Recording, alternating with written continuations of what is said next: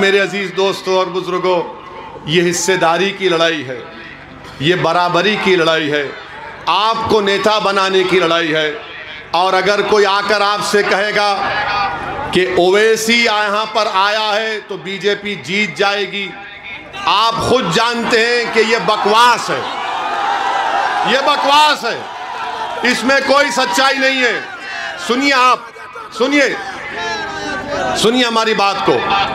2019 के लोकसभा के चुनाव हम नहीं लड़े, अखिलेश और बहन जी मिलकर लड़े, तब भी बीजेपी 65 लोकसभा की सीट जीत गई।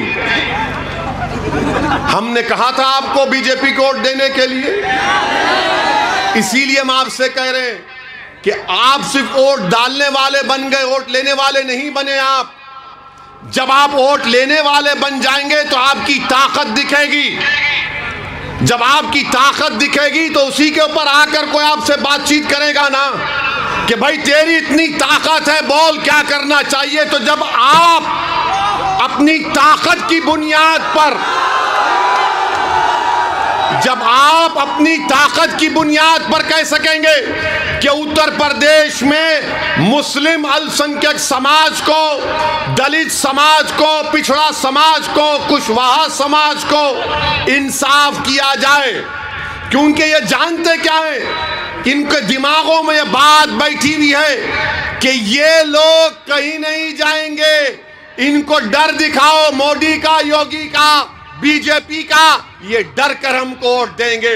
ओवैसी आपसे कह रहा है कि डर की बुनियाद पर नहीं, उम्मीद की बुनियाद पर, खौफ की बुनियाद पर नहीं, खौफ की बुनियाद पर नहीं। अगर आपकी ताकत दिखाई देगी, और ताकत सिर्फ नारों से ताकत नजर नहीं आती, ताकत सिर्फ जज्बाती तकारीर से नजर नहीं आती, ताकत सिर्फ 1000 10,000 का मजमा जमा करने से दिखाई नहीं देती। जमहूरियत में, लोकतंत्र में ताकत वोट है। जब वोट की ताकत नजर आएगी तो सपा, बसपा, बीजेपी सब बोलेंगी कि अब इनसे पंगा लेना महंगा पड़ेगा। और आप इस बात को समझिए, मेरी इस बात को, अगर आप ये समझ रहे हैं कि बाज लोग आकर जो दिल्ली और लखनऊ में बैठकर आपके वोटों का सौदा करते हैं, मैं उनसे भी कहना चाह रहा हूं कि अब तुम्हारी दुकानें बंद होंगी, तुम अब तिजारत नहीं करोगे हमारे जज्बात पर, तुम हमारे वोटों की तिजारत करते हो अपनी जाती मफाद के लिए।